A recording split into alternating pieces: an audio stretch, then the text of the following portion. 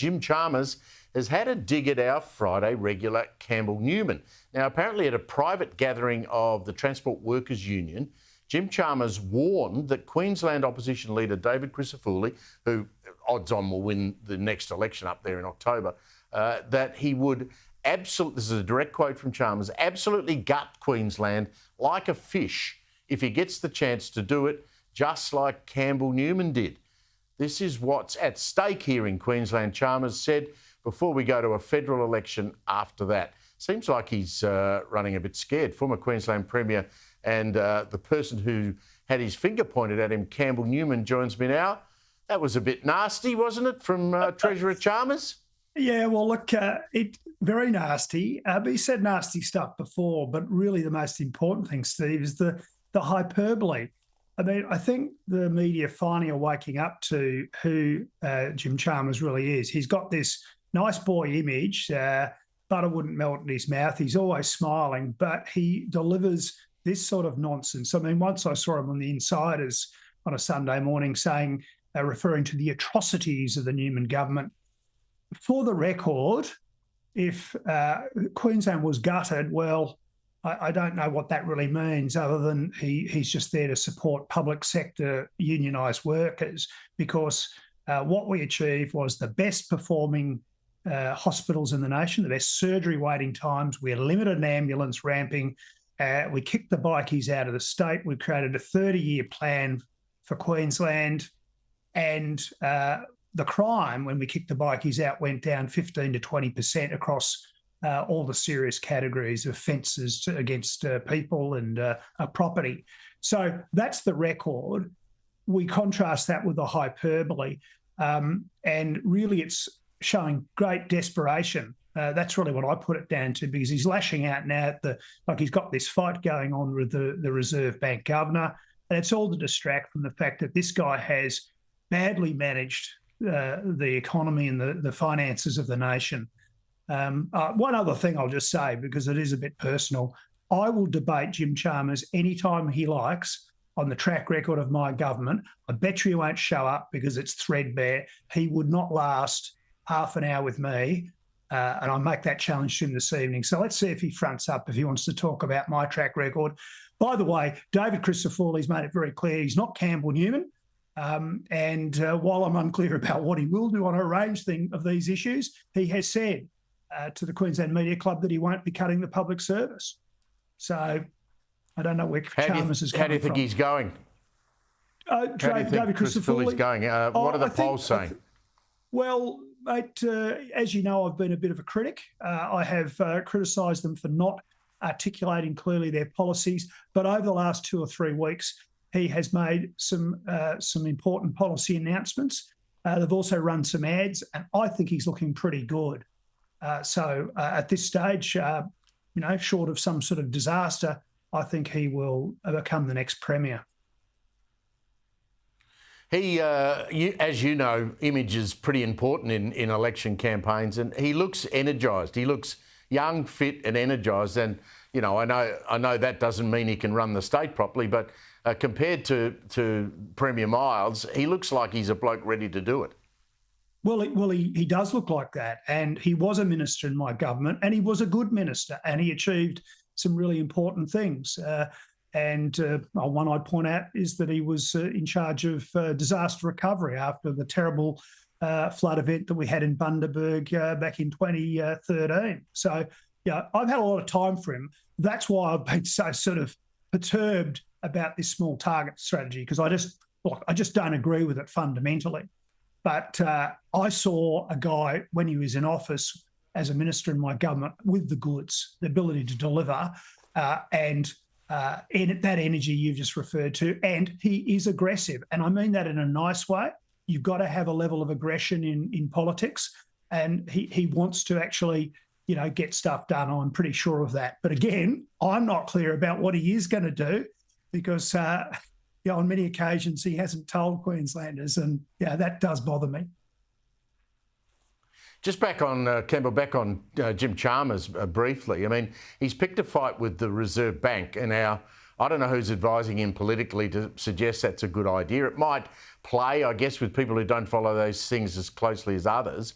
But, I mean, the Reserve Bank has made the point, the Governor, Shell Bullock, has made the point quite clearly that when you look at the GDP, and one of the reasons why inflation's not coming down, it's because of the amount of dough that Chalmers is dishing out in benefits to people to help with their energy bills and government infrastructure spending by state governments. So on the one hand, she's trying to slow the car down. On the other hand, Jim Chalmers and Treasury are trying to speed it up. The two things can't work together, can they? Well, they can't. And I think one of the coalition front bench, I forget who it was, but in the last few days had the analogy about when you do that to a machine or a motor vehicle, you will blow the thing up. And that's what Jim Chalmers is doing. It is absolutely without dispute that government spending has increased. It's beyond dispute that as a share of GDP, the tax take has gone up to historically high levels.